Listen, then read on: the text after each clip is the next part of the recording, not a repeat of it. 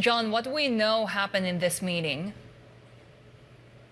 Well, we know that representatives from firms including Warburg Pincus, Temasek, the company that was spun off from Sequoia, used to be Sequoia China, it's called Hongshan, they met with the deputy chairman of the China Securities Regulatory Commission over the weekend.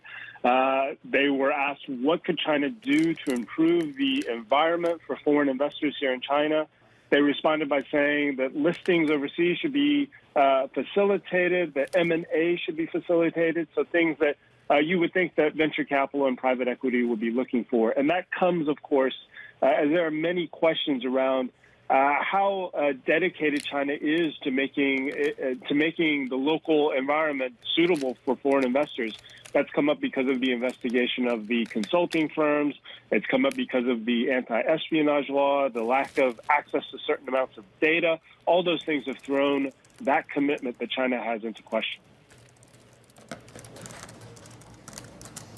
And of course, now investor focus shifts to the Politburo meeting. Is this the likely avenue where we hear about more substantial stimulus for the economy?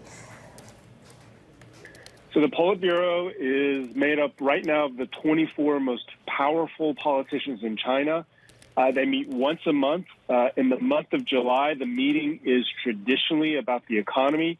If there is going to be big stimulus, if there is going to be big action taken, it will come out of that meeting. It will need those 24 people to approve it. And so we are on the watch out for what might be announced post that meeting.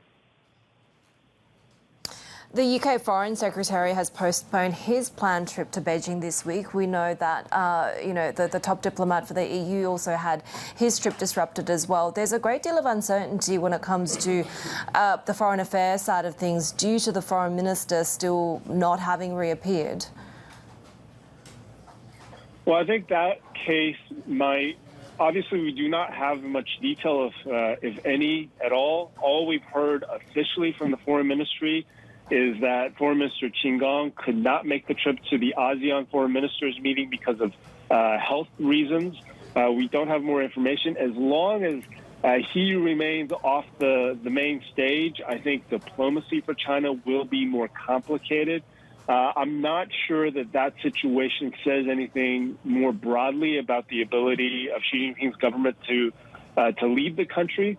But it is something we're watching very carefully, and obviously the state of diplomacy will have a huge impact on the economy.